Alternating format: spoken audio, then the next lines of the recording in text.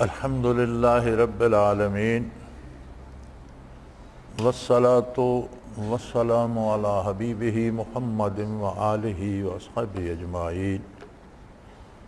اعوذ باللہ من الشیطان الرجیم، بسم اللہ الرحمن الرحیم۔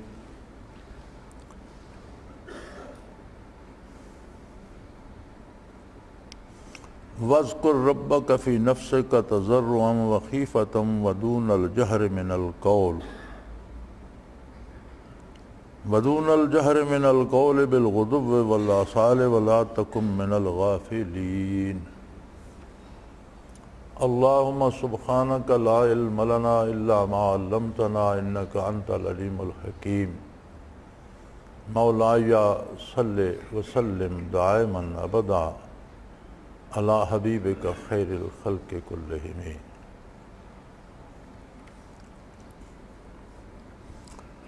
سورہ اعراف کی آخری آیات ہیں۔ قرآن کریم کی کوئی بھی آیت جو حکم براہ راست دیتی ہے، علماء کی اصطلاح ہے کہ یہ قرآن کی نص ہے اس پر، اور اس حکم کو منصوص کہا جاتا ہے۔ منصوص وہ احکام ہوتے ہیں جو ذات باری براہ راست دیتے ہیں اور جن کی تعمیل کے سوا کوئی چارہ کار نہیں ہوتا۔ یعنی قرآن کا جو حکم منصوص ہوتا ہے، جس پر قرآن کی نص وارد ہوتی ہے، براہ راست قرآن آیت حکم دے رہی ہوتی ہے، وہ ایسا اٹل حکم ہوتا ہے کہ اس کی تعمیل کے علاوہ بندے کے پاس کوئی چارہ نہیں، الا یہ کہ وہ شریعت کا مکلف نہ رہے، اس کا دماغ خراب ہو جائے، اس کے حواس مختل ہو جائیں، وہ شریعت کا مکلف نہ رہے، یہ اور بات ہے۔ اگر حواس قائم ہے، جیسے اقیم الصلاۃ منصوص حکم ہے نماز قائم رکھنے کا، کھڑا نہیں ہو سکتا بیٹھ کر پڑھے، بیٹھ نہیں سکتا لیٹ کر پڑھے، وضو نہیں کر سکتا تیمم کرے، ہر عذر کا ایک جواب موجود ہے، لیکن یہ نہیں ہو سکتا کہ وہ باقامی ہوش و حواس نماز چھوڑ دے۔ یہ الگ بات ہے کہ بے شمار مسلمان ایسے ہیں جو اس سے محروم ہیں، لیکن وہ یہ یاد رکھیں کہ اس کے چھوڑنے کا کوئی جواز نہیں ہے کسی بھی طرح۔ حرکت نہیں کر سکتا، اٹھ نہیں سکتا، وضو نہیں کر سکتا، حواس قائم ہے، تیمم کرے، لیٹے لیٹے اشارے سے پڑھ لے، 2 رکعت پڑھ لے، لیکن پڑھنی پڑے گی، چھوڑنے کا کوئی جواز نہیں۔ اسی طرح زکوٰۃ کا حکم ہے۔ زکوٰۃ کا ایک معیار مقرر ہے، جو زائدہ ضرورت رقم محفوظ 1 سال تک رہے گی اس پر زکوٰۃ۔ اور یہ بھی ایک رواج ہو گیا ہے کہ جی زکوٰۃ بعض کہتے ہیں رجب میں دی جائے، بعض کہتے ہیں رمضان میں دی جائے۔ نہیں، جب رقم آپ کے پاس سرپلس ہوئی تب سے آپ شروع کریں گے، اور جب سال پورا ہوگا وہ ادا کریں گے۔ تو اس اعتبار سے سارا سال چلتی رہتی ہے زکوٰۃ۔ اسی طرح حج کا حکم ہے، لیکن اس کا ایک معیار مقرر ہے، جس پر فرض ہو جائے اسے کوئی مفر نہیں۔ رمضان کا حکم ہے، جس پر فرض ہے اس کے پاس کوئی تعمیل ارشاد کے سوا کوئی چارہ نہیں۔ یہ سارے وہ احکام ہیں جو منصوص ہیں، جن پر قرآن کی نص دلالت کرتی ہے۔ قرآن کی یہ آیہ کریمہ کیا حکم دے رہی ہے اور اس سے ہمیں کیا سمجھ آتی ہے؟ فرمایا وَاذْكُرْ رَبَّكَ فِي نَفْسِكَ تَضَرُّعًا وَخِيفَةً وَدُونَ الْجَهْرِ۔ یوں تو قرآن حکیم میں ذکر کرنے کے احکام جو ہیں براہ راست وہ 25 سے 30 کے درمیان ہے، جس طرح یہ آیت براہ راست حکم دے رہی ہے، اور بالواسطہ جو ہیں ان کو شامل کیا جائے تو تعداد 700 سے 800 کے درمیان بنتی ہے۔ مجھے حتمی تعداد اب یاد نہیں، میں نے دیکھی ہے، مجھے حتمی ابھی یاد نہیں.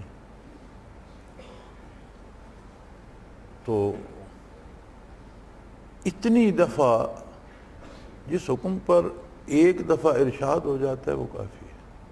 قرآن دنیا کی جامع ترین اور مختصر ترین کتاب ہے. کوئی ایک زیر زبر زائدہ ضرورت نہیں آتی اور ایک جملے میں مفاہیم کے سمندر پنہاں ہے.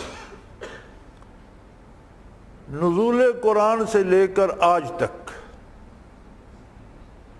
اللہ کے بڑے بڑے مقرب بندے گزرے، اور یہ اللہ کا خاص کرم ہے کہ کسی کو علوم قرآن کا شعور عطا کر. وہ جن جن بندوں پہ اس کا یہ عنایت ہوئی، تو ایک اندازے کے مطابق قرآن کریم کی جو تفاسیر طبع ہوئیں ان کا اندازہ 2 لاکھ کے قریب ہے، اور جو لکھی گئیں اور طبع نہیں ہو سکیں ان کی تعداد سے کوئی واقف نہیں. ایسا بھی ہوا جب چھاپہ خانے نہیں تھے، قلمی لکھا جاتا تھا، تو بے شمار اللہ کے بندوں نے لکھیں، پھر وہ عام نہ ہو سکیں، چھپ نہ سکیں، لیکن کہیں نہ کہیں کسی نہ کسی کو ملیں، کسی نہ کسی دنیا کی لائبریری میں موجود ہیں. تو غیر مطبوعہ کی تعداد کو حتمی نہیں ہے. جو چھپی ہیں، اور آج پھر اس عہد میں بھی اردو میں بھی مختلف زبانوں میں، اور اردو میں بھی کئی تفسیریں پھر چھپی. کسی تفسیر کو آپ پڑھنا شروع کر دیا، آپ 2 لاکھ تفسیریں پڑھ جائیے تو ہر تفسیر میں کچھ نئے نکتے، کچھ نئے باتیں، کچھ نئی چیزیں مل جائیں گی، اور قیامت تک اللہ کے بندے لکھتے رہیں گے، غواصی کرتے رہیں گے، اور نئے نئے موتی نکالتے رہیں گے. یہ بحر ذخار ختم ہونے والا ہے، کیونکہ اللہ کا کلام ہے، اور مخلوق کے بس میں نہیں ہے کہ اس کے حتمی مفاہیم کو وہ یکجا کر سکے. خالق کا کلام ہے، مخلوق اسے احاطہ کیسے کر سکتی؟ اپنے حصے کے موتی ہر کوئی نکالتا رہا.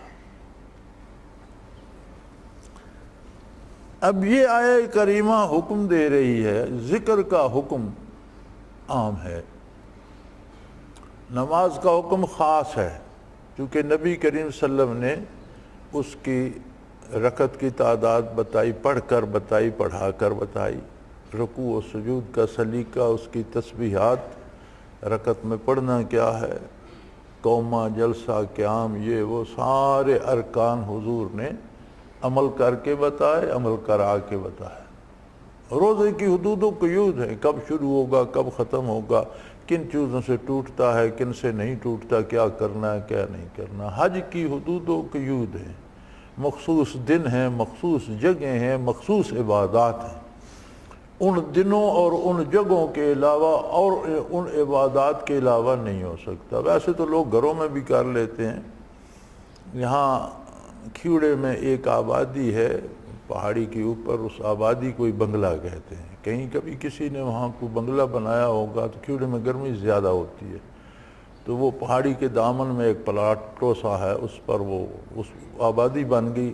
لوگ گرمیوں میں کھیوڑے کے لوگ وہاں چلے جاتے، اسے بنگلہ کہتے ہیں. وہاں ایک مولوی صاحب ہوتے تھے، تو وہ جس دن حج ہوتا تھا ہاں عرب شریف میں، تو وہ 2 روپے فی کس لیتے تھے. اس زمانے میں تو روپیہ اتنا بڑا ہوتا تھا، آج کل تو اتنی سی روپلی رہ گئی ہے، تو اس زمانے میں اتنا بڑا ہوتا تھا. تو وہ 2 روپے فی کس لیتے تھے اور یہاں حج پڑھایا کرتے تھے 2 رکعت. تو یہ ایک الگ بات ہے. لیکن حج کے اوقات، اس کے ارکان اور اس کی جگہ متعین ہیں. جو کام آپ منا میں کرتے ہیں وہ عرفات میں نہیں ہو سکتا، جو عرفات میں جو عبادات ہیں وہ منا میں نہیں ہو سکتی، جو مزدلفے کا قیام ہے وہ کہیں اور نہیں ہو سکتا، اور جو طواف بیت اللہ کا ہے وہ کہیں اور ادا نہیں ہو سکتا. ذکر کا حکم مطلق دیا، کثرت ذکر کا حکم دیا. رات دن ذکر کا حکم دیا، زندگی کے ہر سانس میں اللہ کے ذکر کا حکم دیا، لیکن یہ قید نہیں لگائی کہ کوئی کیسے کرتا ہے۔ فرمایا الذین یذکرون اللہ قیاما وقعودا وعلی جنوبہم، کوئی کھڑا ہو کہ اللہ اللہ کر رہا ہے، بیٹھے کرتا ہے کر رہا ہے، لیٹے کرتا ہے کر رہا ہے، اپنے ان بندوں کی تعریف فرمائی جو ہر حال میں اللہ کا ذکر کرتے ہیں۔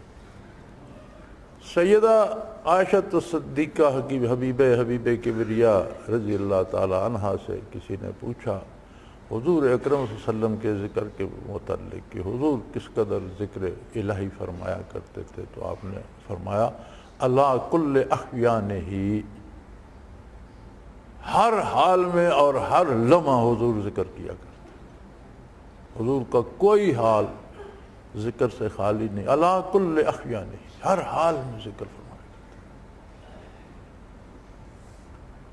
اب یہ آیا کریمہ حکم دے رہی ہے وَذْكُرْ رَبَّكَ، اپنے پروردگار کا جو نہ صرف تیرا خالق ہے، مالک ہے، پالن ہار ہے، زندگی موت ما بعد الموت سب کا دینے والا وہی ایک ہے، اس کا ذکر کر۔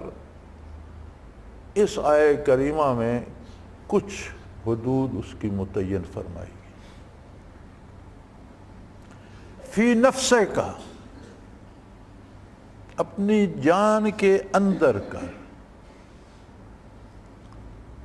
یہاں ترجمہ کیا گیا ہے اپنے پروردگار کو دل ہی دل میں یاد کریں، فی نفسے کا، جان کے اندر اگر یاد ہوگی تو پھر وہ دل ہی میں ہوگی۔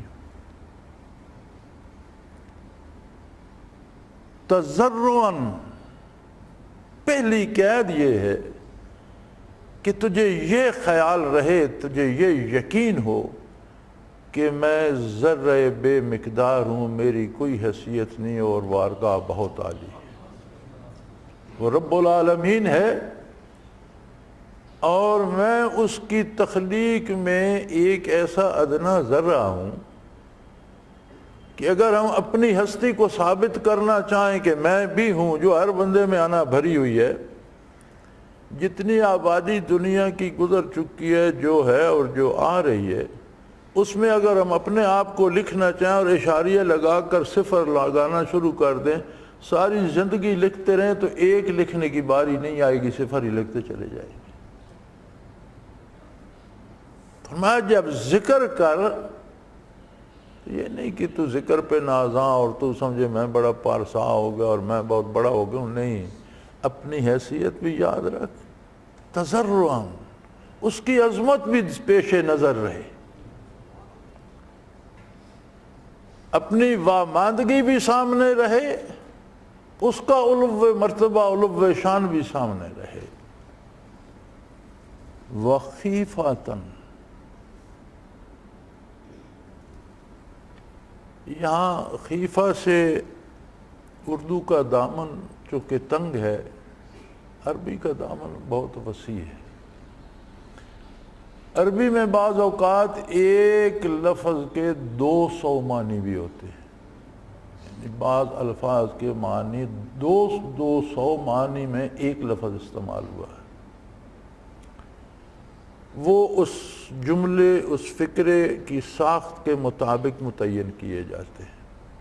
پھر عربی ایک ایسی زبان ہے کہ اس میں ضدین کے لیے بھی ایک لفظ آ جاتا ہے کہ دنیا کی کسی زبان میں نہیں۔ مولا ایک لفظ ہے، مولا مالک کو بھی کہتے ہیں، مولا آزاد کردہ غلام کو بھی کہتے ہیں۔ اب مالک اور غلام تو ضد ہے ایک دوسرے کی۔ جب مولا استعمال ہوگا تو جملے میں استعمال ہوگا تو وہاں سے پتہ چلے گا کہ یہاں آزاد کردہ غلام مراد ہے یا مالک مراد ہے۔ لفظ ایک ہے، دو مختلف ایک دوسرے کی ضد ہیں، مالک ہونا اور غلام ہونا، دونوں اس ایک لفظ میں سمو دیے۔ یہاں فرمایا خیفتاً، اب اردو کے پاس سوائے خوف کے کوئی لفظ نہیں ہے۔ خوف ایک فطری چیز ہوتی ہے، دشمن کا بھی خوف ہوتا ہے، چور کا بھی خوف ہوتا ہے، درندے کا بھی خوف ہوتا ہے، موذی جانور کا بھی خوف ہوتا ہے، نقصان ہو جانے کا بھی خوف ہوتا ہے۔ تو یہاں کون سا خوف ہم مراد لیں گے؟ یہ وہ خوف ہے کہ کسی ایک عام ترین دیہاتی کو پکڑ کر آپ ایک بہت بڑے بادشاہ کے دربار میں لے جائیں، اسے تسلیاں دیتے جائیں کہ بادشاہ تجھے انعام دے گا، بادشاہ تجھے خلعت فاخرہ دے گا، بادشاہ تجھے زمینوں کا مالک بنا دے گا، کئی گاؤں کی جاگیر دے، آپ بتاتے رہے کہ وہ اندر سے لرزاں ترساں ہی ہوگا۔ کیوں؟ اس کے سامنے اپنی بے مائگی اور شہنشاہ کی عظمت ہوگی۔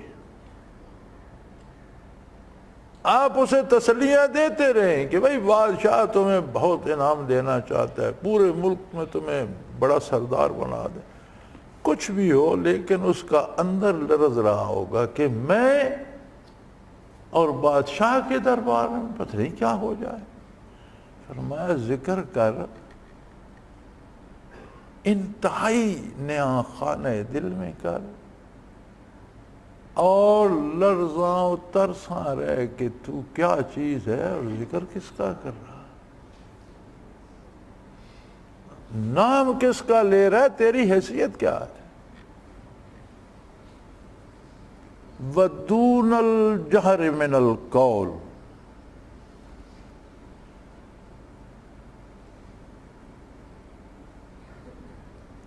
جہر کہتے ہیں اس آواز کو، جیسے میں بات کر رہا ہوں آپ سن رہے ہیں، یہ بات جہر ہے۔ اسے میں زیادہ زور سے کہوں یا آہستہ کہوں، میرے ساتھ کھڑا ہوا دوسرا بندہ بھی سن رہا ہے تو وہ خفی نہیں ہے، وہ جہر ہے۔ جیسے ہم نماز ادا کرتے ہیں تو اس میں جہر منع ہے، یہ بھی منع ہے کہ الفاظ ہی منہ سے نہ نکلیں، دل میں دہراتے نہیں۔ اگر منہ سے لفظ ادا نہیں کریں گے نماز نہیں ہوگی، لیکن اگر آپ گنگنانا شروع کر دیں کہ ساتھ والے کو بھی سنائی دے تو اس کی بھی خراب ہوگی، آپ کی تو ہوگی۔ تو جس طرح نماز ادا کی جاتی ہے کہ اس میں جہر نہیں ہوتا، یہ ذکر بھی اس طرح کر دون الجہر من القول، جس میں قول الفاظ دوسرے کو سنائی نہ دیں بغیر جہر کے۔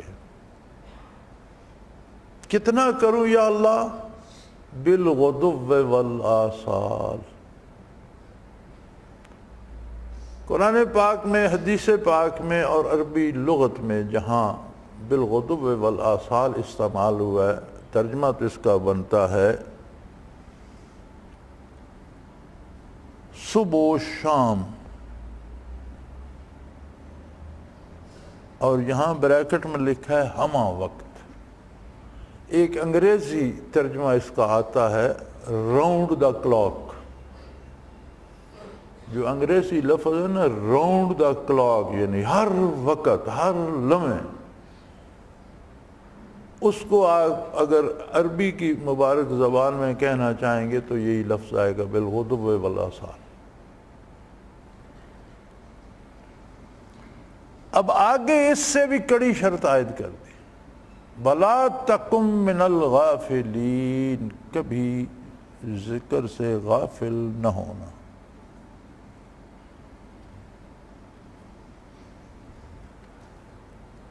غفلت کتنی مدت کو کہتے ہیں؟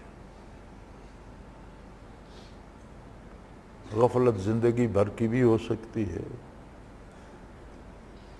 غفلت کچھ عرصے کی بھی ہو سکتی ہے، چند سالوں کی بھی ہو سکتی ہے، غفلت چند مہینوں کی بھی ہو سکتی ہے، چند ہفتوں کی بھی ہو سکتی ہے، چند دنوں کی بھی ہو سکتی ہے، چند ساعتوں کی بھی ہو سکتی ہے، اور غفلت ایک سانس کی بھی ہو سکتی ہے، ایک لمحے کی غفلت بھی ہو سکتی ہے۔ فرماؤ لا تکم من الغافلین، ذکر سے غفلت نہ۔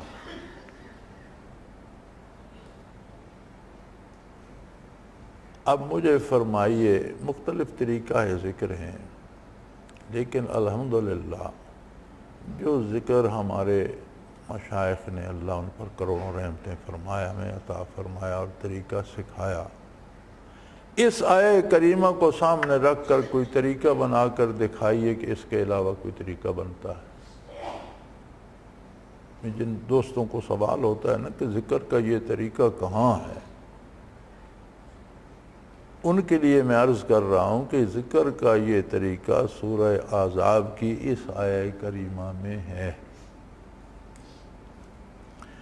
اپنے رب کا ذکر کر، اپنے دل میں کر، نہایت عاجزی سے عظمت الہی کو سامنے رکھتے ہوئے بغیر آواز نکالے کر، ہمہ وقت کر، اور کوئی لمحہ غفلت کا نہ آئے۔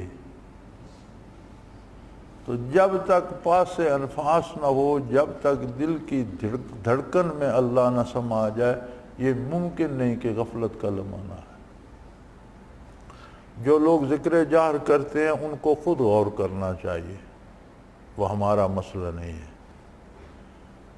جو لوگ ذکر لسانی کرتے ہیں، آہستہ آہستہ پڑھتے ہیں، انہیں غور فرمانا چاہیے کہ زبان ہمہ وقت ذکر نہیں کر سکتی، کسی سے بات بھی کرنی ہے، کھانا بھی کھانا ہے، سونا بھی ہے، سو جائے گی تو چپ ہو جائے گی، بے ہوش ہو جاؤ گی چپ ہو جائے گی۔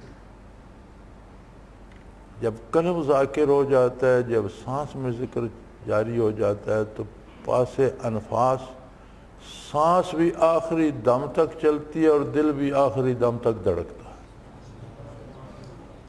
نہ نیند میں رکتا ہے، نہ بے ہوشی میں رکتا ہے، نہ حادثے میں رکتا ہے۔ پیر میر علی شاہ رحمۃ اللہ تعالیٰ علیہ گوڑے شریف والے کی ایک سوانے کسی نے لکھی، میرے منیر، تو میں دیکھ رہا تھا، تو ان کی ایک مجلس میں کسی نے آ کر سوال پوچھا کہ ایک بندہ جانور کو ذبح کرتا ہے، اس نے تکبیر نہیں پڑھی کہ دوسرا کوئی بندہ آ گیا، اس نے کہا یہ ضروری بات ہے، یہ کہا، وہ اس سے بات بھی کرتا رہا، جانور پر چھری بھی چلاتا رہا، تو جب بات ختم ہوئی جانور بھی سرد ہو چکا تھا۔ اس کا کیا حکم ہے؟ فرمایا حرام ہے، کیونکہ ہر وہ ذبح حرام ہے جو اللہ کے نام کے بغیر ہو۔ جب اس پر تکبیر نہیں پڑی گئی حرام ہو گیا، اور اگر وہ ایک دفعہ بھی پڑھ لیتا تو حلال ہو جاتا۔ وہ بندہ تو مسئلہ پوچھ کر چلا گیا، تو جو اہل مجلس بیٹھے تھے آپ انہیں فرمانے لگے کہ دیکھو، حلال جانور ہے، اللہ نے اس کا ذبح کرنا اور کھانا ہمارے لیے حلال کیا ہے، ہماری فرمایا تمہاری خاطر یہ نعمتیں میں نے پیدا کی ہیں، اگر اس کی سانس بغیر اللہ کے نام کے نکل جائے تو حرام ہو جاتا۔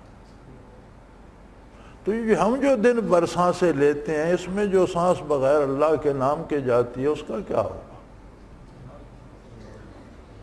ہم بھی تو دن بھر رات دن ہمہ وقت سانس لے رہے ہیں، تو ایک جانور جو مکلف نہیں ہے، اس کی سانس بغیر اللہ کے نام کے گئی تو حرام ہو گیا، تو ہماری جو سانسیں اللہ کے نام سے خالی جاتی ہیں ان کا کیا ہوگا؟ اسی لیے صوفیاء کا مقولہ ہے کہ جو دم غافل سو دم کافر، یعنی وہ ناشکری میں چلا گیا۔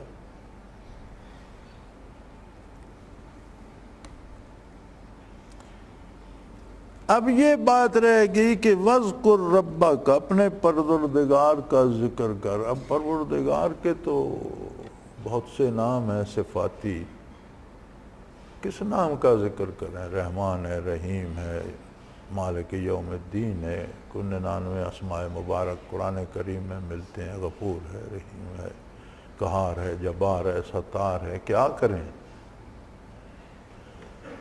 قرآن اپنی تفسیر جو خود کرتا ہے وہ سب سے اعلیٰ ہوتی ہے، اور جس آیت کی تفسیر قرآن خود نہیں کرتا اس کی تفسیر محمد الرسول اللہ فرما دیتے ہیں۔ اس کے بعد کوئی دوسرا بندہ نہیں جو اپنی مرضی سے تفسیر کر سکے۔ حضور کے ارشاد عالی کے اندر کسی کو کوئی خزانہ ملتا ہے تو وہ تفسیر ہے، حضور کے ارشاد عالی کی حد سے باہر نکلے گا تو وہ تفسیر بالرائے ہو جائے گی، وہ قرآن کی تفسیر نہیں ہوگی، اور تفسیر بالرائے کرنے والا اس کے بارے دوزخ کی وعید ہے۔ حضور نے فرمایا کہ جو مجھ پر جھوٹ باندھتا ہے وہ اپنا ٹھکانہ دوزخ میں تلاش کرے، فَلْيَتَبَوَّأْ مَقْعَدَهُ مِنَ النَّارِ كَمَا قَالَ رسول اللہ صلی اللہ علیہ وسلم۔ اور تفسیر قرآن کی کرنا، اس کا سمجھنے والا یہی سمجھتا ہے کہ یہ نبی کریم صلی اللہ علیہ وسلم کی بات مجھے پہنچا رہا ہے، تو اگر وہ حضور کی نہیں ہوگی تو حضور پر جھوٹ آئے گا، تو حضور پر جھوٹ بولنے والا جہنمی ہے، تو جو براہ راست اللہ پر جھوٹ بولے وہ کتنا آگے جائے گا۔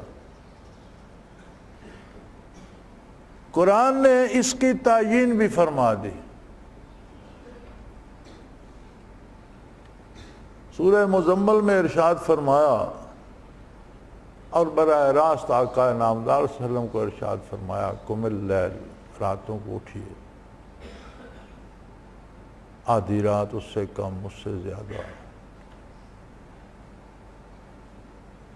نصفہ ومنقص منہ او زد علیہ ورتل القرآن ترتیلا، اور قرآن کی نہایت ترتیل کے ساتھ، نہایت مزے کے ساتھ ایک ایک لفظ کو صحیح ادا کرتے ہوئے تلاوت فرمائیے۔ پھر فرمایا اِنَّ ناشئۃ اللیل ہی اشد وطئا واقوم قیلا، میں بندے کا بھی خالق ہوں، اس کی ضروریات اور حاجات کا بھی خالق ہوں، اس کی خواہشات کا بھی خالق ہوں۔ میں جانتا ہوں کہ انسان کے لیے راتوں کو اٹھنا کتنا دشوار ہے، اس کا مزاج ہے رات سونے کے لیے، راتوں کو جاگنا دشوار ہے۔ اِنَّ ناشئۃ اللیل ہی اشد وطئا، بڑا مشکل ہے، لیکن ایک بات ہے، وَأَقْوَمُ قِیلًا، رات کی بات مزہ دے جاتی ہے۔ راتوں کا اٹھنا تو مشکل ہے، خود رب جلیل فرما رہا ہے وَأَقْوَمُ قِیلًا، رات کی بات مزہ دے جاتی ہے۔ جب ایک کائنات بے شمار لوگ غفلت کی نیند میں پڑے ہوں اور کوئی بیٹھا مجھ سے سرگوشیاں کر رہا ہو، اس بات میں بڑا مزہ ہوتا ہے، اس بات کی اپنی قیمت ہے۔ کون سی بات کی جائے رب جلیل؟ وَاذْكُرِ اسْمَ رَبِّكَ، میرے اسم ذات کی تکرار شروع کر دو، اللہ اللہ اللہ شروع کر دو، یا اللہ کتنی بار، کتنی دیر؟ وَاذْكُرِ اسْمَ رَبِّكَ وَتَبَتَّلْ إِلَيْهِ تَبْتِيلًا، اتنی اللہ اللہ کر کے سوائے اللہ کے تیرے حواس میں، تیرے ذہن میں، تیرے دل میں، تیرے کہیں کوئی کسی کا شائبہ نہ رہے، صرف اللہ ہی اللہ رہ جائے۔ تبتل ہوتا ہے کہ ہر طرف سے منقطع ہو کر بندہ ایک طرف لگ جائے، اور اس پر بھی تبدیلہ کی قید لگائی، تبتل علیہ تبتیلا، ایسا تبتل کہ جو کامل تبتل ہو، سوائے اللہ کے کوئی چیز نہ وہم میں ہو، نہ ذہن میں رہے، نہ یاداشت میں رہے، نہ کوئی کھٹکا باقی رہے، صرف اللہ رہ جائے، اور صرف تیرے دل کی دھڑکن رہ جائے، اور اللہ اللہ ہو۔ یہ ارشاد فرمایا جا رہا ہے محمد الرسول اللہ صلی اللہ علیہ وسلم کو مخاطب کر کے۔ برکات نبوی کا عالم یہ ہے کہ جو چیز وجود عالی سے مس ہو گئی وہ ذاکر ہو گئی۔ انبیاء کے جوتے کا ہر ذرہ بھی ذاکر ہوتا ہے، لباس کی ہر تار ذاکر ہوتی ہے، مکان زمین جہاں اللہ کا نبی قیام فرماتا ہے ذاکر ہوتا ہے۔ اگر اللہ دل کی آنکھیں دے اور مکہ مکرمہ اور مدینہ منورہ میں آپ سفر کریں تو آسمان پر ستارے کم روشن ہیں، زمین پر حضور کے قدم زیادہ روشن۔ ستاروں کی روشنی کم ہے، جہاں جہاں حضور کا قدم مبارک آیا زمین کا سینہ وہاں سے زیادہ جگمگا رہا۔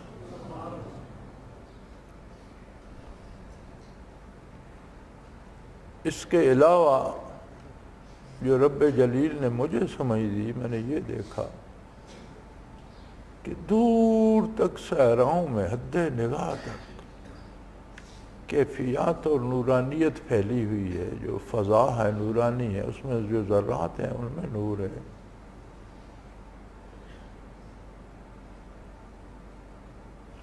غالباً میں نے حضرت رحمت اللہ علیہ سے پوچھا تھا، اب 50 برسوں کی بات ہے،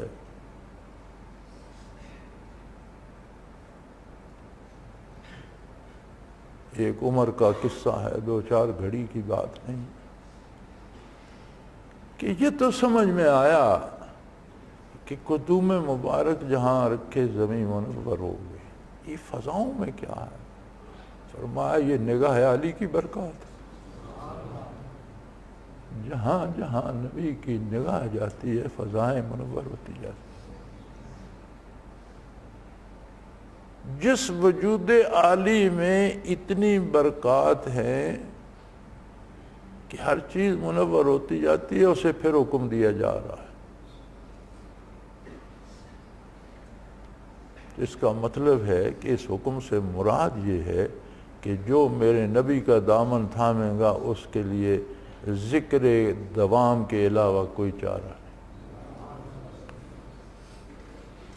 اگر آپ کے ملک میں کوئی قانون بنے کہ اس سے سربراہ بھی مستثنا نہیں، اس کا مطلب ہوگا کہ کوئی شہری اس سے مستثنا نہیں۔ جو حکم براہ راست نبی کریم صلی اللہ علیہ وسلم پہ آتا ہے اس کا مطلب ہے ساری امت اس کی مکلف ہے، کوئی مستثنا نہیں۔ یہ صحیح نہیں ہے کہ پیر صاحب ذکر کریں گے، ہم پیر صاحب کو شرینیاں دے کر آخرت میں حصہ لے لیں گے۔ نہ پیر صاحب حصہ دیں گے نہ آپ لیں گے، جو کرے گا اپنے لیے کرے گا۔ آپ حکیم سے دوا لیتے ہیں تو یہ کیوں نہیں کرتے کہ یار دوائی کے پیسے میں دیتا ہوں، دوائی حکیم صاحب خود آپ ہی کھا لیں، میں ٹھیک ہو جاؤں گا۔ ڈاکٹر سے دوا لیتے ہیں تو کیوں نہیں کہتے ڈاکٹر صاحب یہ ٹیکے اپنے آپ کو ہی لگا لیں، میں ٹھیک ہو جاؤں گا، ان کی قیمت میں دے دیتا ہوں۔ یہ قانون صرف آخرت کے لیے ہے کہ جی کچھ پیسے دے دیے تو اب پیر صاحب ہی کرتے رہیں گے تو ہماری آخرت بن جائے گی۔ میاں یہ سودا پیسوں کا نہیں ہے، یہ دلوں کا ہے۔ پیر وہ پیر ہے، شیخ وہ جو شیخ ہے جو برکات محمد الرسول اللہ بانٹنے کی اہلیت رکھتا، اور مرید وہ مرید ہے جو ان برکات کی طلب میں ہے، باقی سب افسانہ ہے۔ یار لوگوں کی گھڑی ہوئی کہانیاں ہیں، قصے ہیں، الف لیلہ ہے، عند اللہ اس کی کوئی حیثیت نہیں۔ پیر شیخ وہ ہے جو برکات نبوت تقسیم کر سکے۔ ان میں آگے 2 طرح کے لوگ ہیں، علماء ظواہر جو علماء حق ہیں، جو ارشادات باری اور ارشادات رسول تقسیم فرماتے ہیں، ان کا اپنا مقام ہے۔ وہ بھی تو اللہ کی بات پہنچاتے ہیں، اللہ کے حبیب صلی اللہ علیہ وسلم کی بات پہنچاتے ہیں۔ علماء باطن یا علماء حق وہ جو باطنی نعمتیں اور کیفیات تقسیم کرتے ہیں، ان کا مقام زیادہ اعلیٰ ہے، بہت قیمتی جنس بیچتے ہیں۔ یہ در دل بیچتے ہیں بھائی۔ اس شخص کے بھی ساتھ رہو جو اللہ اللہ کے رسول کی بات پہنچاتا ہے، خود بھی اس پہ عمل کرتا ہے، آپ کو بھی اس کے ساتھ مل کر عمل کی توفیق ہوتی ہے۔ وہ پیر بھی ٹھیک ہے، آپ مرید بھی ٹھیک۔ اگر کوئی ایسا مل جائے جو دلوں کی دوا بیچتا ہو تو یہ تو غنیمت ہے، یہ تو اللہ کی عطا ہے، ورنہ لوگوں نے عمر بھر تلاش کیا اور دنیا چھان ماری، اور انہیں کوئی ایسا بندہ نہ مل سکا جو زندگی میں انہیں یہ نعمت دیتا۔ ایسے لوگ بھی دنیا سے گزرے۔ ہم گزر رہے تھے گجرات سے اندر دیہات کی طرف جا رہے تھے، حضرت جی رحمۃ اللہ تعالیٰ علیہ تشریف فرما تھے میرے ساتھ۔ ایک ٹبا سا چھوٹا سا تھا، اس پر ایک قبر تھی۔ مجھے فرمایا ذرا گاڑی آہستہ کر، آہستہ کر۔ تھوڑی دیر حضرت مراقب رہے، قبر سے ہم آگے نکل گئے، فرمایا چلو چلو چلو، چل دی۔ بعد میں جب مجھے موقع ملا تو مجھے وہ تجسس تھا کہ قبر کا اور اس ہماری گاڑی کے رکنے کا یا آہستہ ہونے کا یہ کیا تعلق بنتا ہے۔ تو میں نے عرض کی حضرت آپ نے مجھے فرمایا، میں نے گاڑی آہستہ کی، آپ متوجہ اللہ بھی تھے، مراقب بھی تھے، تو یہ کیا بات تھی؟ مسکرائے، فرمانے لگے یار وہ دیکھا تم نے جو کنارے پہ وہ راستے میں قبر تھی، ایک ٹبے سے بھر دی، یہ کوئی اللہ کا بندہ زندگی بھر تلاش کرتا رہا ہے، اسے کوئی ایسا بندہ نہیں ملا جو اسے کیفیات قلبی دیتا۔ تو میں جب یہاں سے گزرا تو مجھے من جانب اللہ یہ خیال آیا کہ یہ طالب کھڑا ہے، اسے کچھ تو دے دو، تو میں نے اسے لطائف کرا کے مراقبات ثلاثہ کرا دی۔ تو فرمانے لگے طلب صادق ہو تو اللہ معروم نہیں کرتا، یہ میرا اور تمہارا کمال نہیں ہے، اللہ ہمیں اس راستے پر لے آیا، اس کی طلب میں جو صدق تھا، پتہ نہیں یہ کب کا مرا ہوا ہے، لیکن جب ہم ادھر آئے تو اس نے ہمیں اس راستے سے ڈال دیا، اور جہاں سے گزرے تو میرے دل میں یہ بات ڈال دی، میں نے توجہ کی، اس کے لطائف روشن کرائے، پھر اسے عادیت، مائیت، اقربیت تک مراقبات کرائے۔ تو دنیا میں ایسے بھی لوگ گزرے ہیں جو زندگی بھر پھرتے رہے، تلاش کرتے رہے، لیکن کوئی بندہ نہیں مل سکا جو یہ چیزیں عطا کرتا، جو یہ نعمت عطا کرتا، جو درد دل بانٹتا۔ اللہ کریم ہے، جب چاہے جس کو جو چاہے دے دے، اس نے جس میں طلب صادق کو اسے محروم نہیں رکھتا۔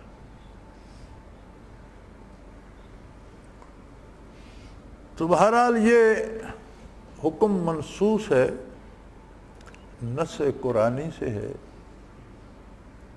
ہمارے بزرگوں نے، ہم نے جو سمجھا اس کا طریقہ ذکر یہی بنتا ہے جو آپ کرتے ہو۔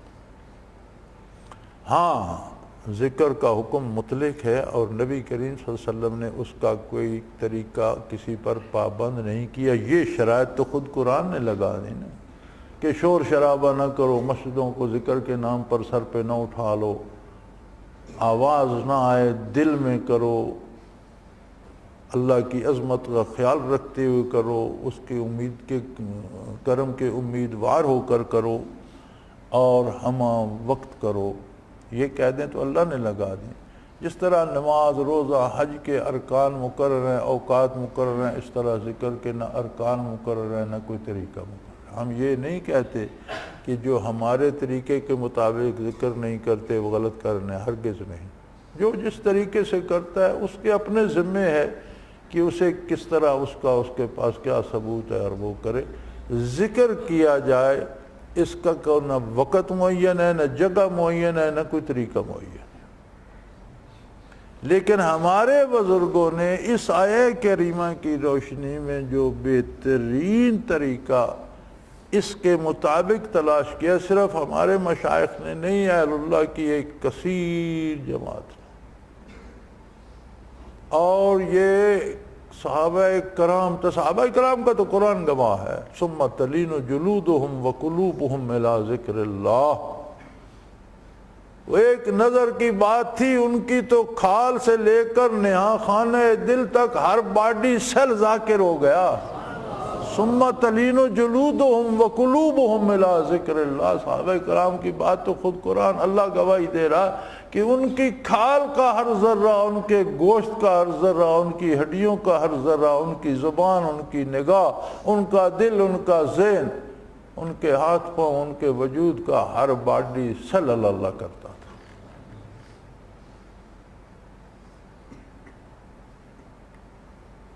اگر جو لوگ سوال کرتے ہیں، اعتراض کرتے ہیں، ثابت کرو یہ کہاں ہے، بھائی ہمیں کیا ثابت کرنا ہے؟ آپ ثابت کرو کہ اس آیہ کریمہ کے حکم کے مطابق کیا طریقہ بنتا ہے، وہ کر لیں گے ہمیں اس کے اوپر ضد تو نہیں ہے۔ ہمارا اصرار نہیں ہے کہ ہمیں یہی کرنا ہے، لیکن کوئی بنا کر دکھاؤ نا کہ اس کے حکم کے مطابق تو یہ بنتا ہے، تو ہم ویسے کر لیں۔ بنتا ہی یہ ہے۔ اور اس میں ذکر محض ذکر نہیں ہوتا، یہ چیزیں از خود نہیں ملتی،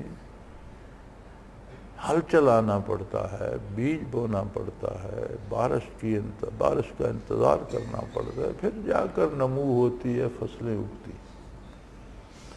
ایک ایک بندے کے ساتھ محنت کرنا پڑتی ہے، ایک ایک بندے کے دل کو دھونا پڑتا ہے، اور شیخ کا حال وہ ہوتا ہے جو دھوبی کا ہوتا ہے کہ سب کے کپڑے دھو کر سب کی میل اس کے کوئی کسی حصے پہ لگی ہوتی ہے، کوئی کسی حصے پہ لگی، خاک روب جھاڑو دیتا ہے، آپ کی سڑکیں آپ کی گلیاں صاف ہو جاتی ہیں، لیکن اس کے سارے بدن پہ گرد جم جاتی ہے۔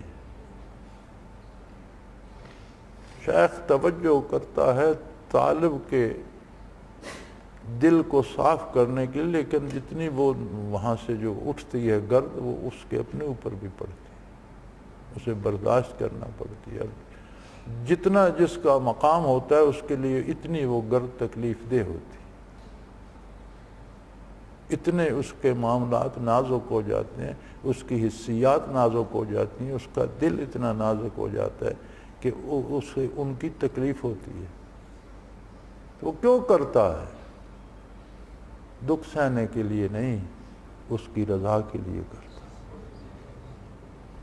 شیخ کسی پر احسان نہیں کرتا، وہ اللہ کی رضا کے لیے کرتا ہے، لیکن ہم شیخ کا احسان بے پناہ مانتے ہیں۔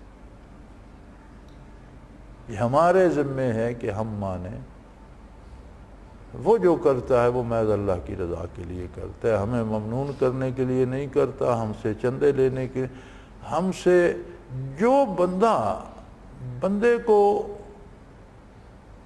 آخرت دے سکتا ہے وہ اس سے دنیا مانگے گا۔ یعنی آپ دیکھیں کہ ایک بندے کو اللہ نے یہ حیثیت دی ہے کہ اس کے پاس چند لمحے بیٹھنے سے آپ کی عاقبت سنور جاتی ہے۔ آپ کا کیا خیال ہے کہ وہ آپ سے چند سکوں کی امید رکھتا ہو؟ ہم اپنے طور پر خدمت کرتے ہیں اللہ کو راضی کرنے کی، اور میں ممبر پہ بیٹھا ہوں، میرے سامنے قرآن کریم کھلا ہے، اللہ کی مسجد میں بیٹھا ہوں، بے شمار دوست تحائف بھی دیتے ہیں، سارا کچھ کرتے ہیں، میں نے کبھی جاننے کی کوشش نہیں کی کہ کس نے کیا دیا ہے۔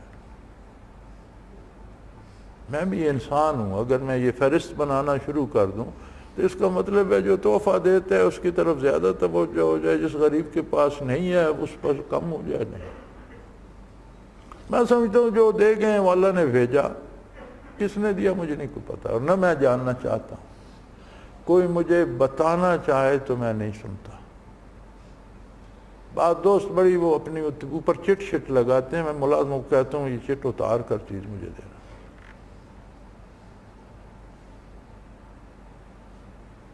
کہ اس کا یہ مطلب تو نہیں کہ ایک بندے کے پاس تو پیسے ہیں، وہ تو آپ کے لیے ایک جوتا لے آئے، ایک جوڑے کپڑے لے آئے، ایک پگڑی لے آیا، آپ کے لیے کوئی اور قیمتی تحفہ لے آیا، کوئی چیز لے آیا۔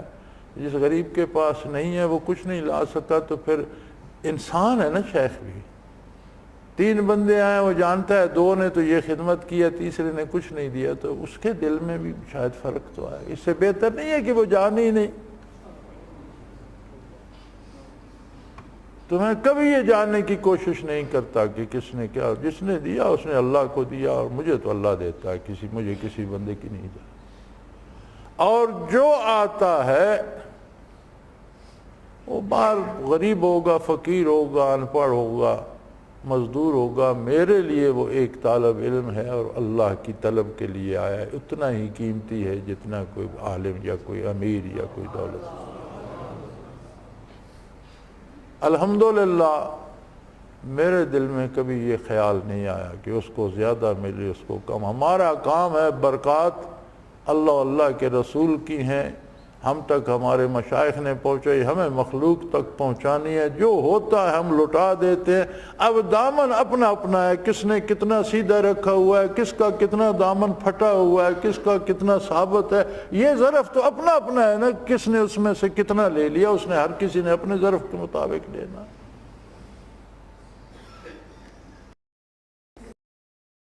تو میں یہ سمجھتا ہوں الحمدللہ کہ اس عہد میں ہم جیسا خوش نصیب بہت کم ہو، جن پر اللہ کا یہ احسان ہے کہ ان لوگوں تک پہنچایا جو حقیقی برکات نبوت بانٹ رہے ہیں، اور توفیق دی کہ ہم نے ان میں سے اپنی حیثیت کے مطابق کچھ نہ کچھ پا لیا۔ تو میاں یہ طریقہ ذکر نہیں ہے کہ 2 دن دارالعرفان آؤ تو ذکر کر لو، چلے جاؤ تو بھول جاؤ۔ ایک اور رواج بن گیا جس کی میں بات کرنا چاہتا ہوں۔ او جی دعا کا دن آ گیا، چلو قافلوں کے قافلے چل پڑے، دعا مانگ لیں۔ یہ عموماً اس کی بنیاد زیادہ جو بنی ہے تو ہماری تبلیغی جماعت اس کا زیادہ سبب بنی ہے۔ وہ شور بڑا کرتے ہیں کہ نہیں دن نہیں دے سکے تو فلاں دن یوم دعا ہے، اس پہ تو کم از کم آ جاؤ۔ بھئی دعا پہ جو جائے گا، دعا مانگنا کار ثواب ہے، اور وہ بھی تب ثواب ہے جب اللہ سے مانگی جائے۔ اگر کوئی مسجع مکفہ فکرے اور درد بھرے شعر پڑھ کر لوگوں کو رلا کر لوگوں سے داد وصول کرنا چاہتا ہے تو وہ دعا اللہ سے نہیں مانگ رہا۔ اگر میں اپنی تقریر سے آپ کی شابش کا خواہش مند ہوں تو میں اللہ کا دین بیان نہیں کر رہا، بلکہ دین کو بیچ رہا ہوں۔ الدعاء مخ العبادہ، دعا عبادت کی روح ہے، حاصل ہے عبادت کا، کما قال رسول اللہ صلی اللہ علیہ وسلم۔ عبادت کا حاصل ہے، لیکن تب حاصل ہے جب اللہ سے کی جائے اور اس کی قبولیت کی امید اللہ سے، اور جب امید بندوں سے ہو کہ میں اتنی درد بھری لے میں اور اتنے مسجع مکفہ جملوں میں اور اتنے برموقع شعر پڑھ کر کے لوگوں کی رونے کی دھاڑیں بند گئی، یہ دعا پھر اللہ سے نہیں ہے، یہ پھر لوگوں سے ہے۔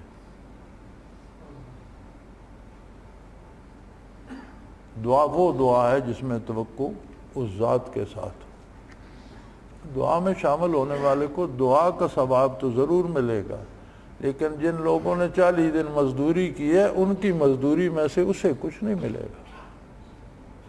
اس پہ نہ بیٹھے رہا کرو کہ دعا میں شامل ہو جائیں گے تو کام ہو جائے گا۔ کام انہی کا ہوگا جو کام میں لگے ہوتے ہیں۔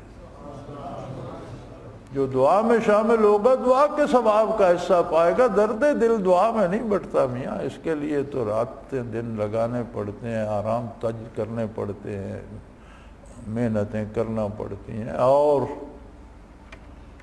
یہ اللہ کریم کا احسان ہے۔ ہمارے مشائخ کا در ایسا ہے، یہاں چیزیں بانٹی نہیں جاتی، یہاں لٹائی جاتی۔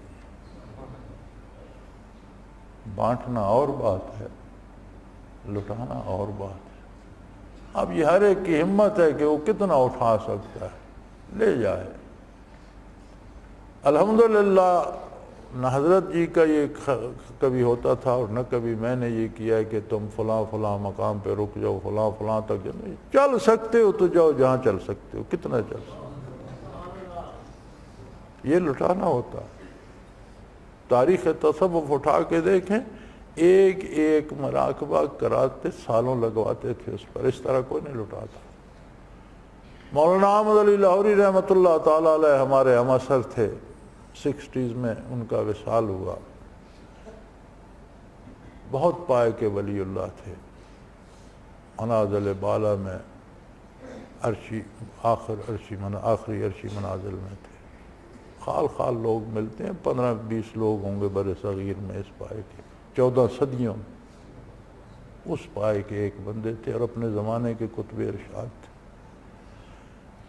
خدام الدین میں ان کی تحریر آج بھی موجود ہوگی، فرماتے تھے میں نے 40 سال میں حاصل کی ہے یہ نعمت، کوئی میرے پاس 4 سال کے لیے آ جائے، اپنے گھر والوں کو 4 سال کا خرچہ دے آئے، اپنا 4 سال کا خرچہ ساتھ لائے، 4 سال میرے ساتھ رہے، مسجد سے باہر نہیں جانے دوں گا، رات دن اللہ اللہ کراؤں گا، اور میں 4 سال میں اسے فنا فی الرسول کرا دوں۔ یہ خدام الدین میں چھپا تھا، نہ کوئی 4 سال کے لیے گیا اور نہ کسی کو یہ نعمت نصیب ہوئی۔ تو یہاں تو اللہ کا احسان ہے، نہ کوئی سالوں کی قید ہے نہ دنوں کی قید ہے، لمحوں میں لوگ آتے ہیں اور ان کے دل منور ہو جاتے ہیں۔ وہ ایک دن آئے صبح بتا رہے ہوتے ہیں میں نے وہاں انوارات دیکھے، میں نے وہ دیکھا۔ یہ سب اللہ کا احسان ہے اور مشائخ کی نظر کرم ہے، اور یہاں تو لٹایا جا رہا ہے۔ ہمت کرو یار، زندگی کے وہی پل قیمتی ہیں جو اس نعمت کے حصول میں لگ گئے، پھر وہ پل قیمتی ہیں جو اس کی حفاظت میں صرف ہو گئے، باقی زندگی ہم نے ضائع کر دی، باقی ضائع گئی۔ ہر ساتھی اپنی جمع تفریق کر کے اپنا حساب نکال لے کہ کتنی فرصت ملی تھی، اس میں سے کتنی کام میں لائے اور کتنی ضائع گئی۔ اللہ کریم آپ سب کی محنت قبول فرمائے، تمام احباب کو مستفید فرمائے، ہمیشہ اس پہ قائم رکھے، خلوص دل، صدق دل کے ساتھ، اور اللہ کرے آخرت میں بھی یوں ہی ذاکرین کی جماعت کے ساتھ شامل ہوں اور انہی لوگوں میں اٹھیں جو اللہ اللہ کرتے سو گئے، اور جن کی خاک گور بھی اللہ ہی اللہ کرتی رہی، اللہ انہی کے ساتھ حشر فرمائے۔ وآخر دعوانا ان الحمدللہ رب العالمین۔ جناب آپ کی سنت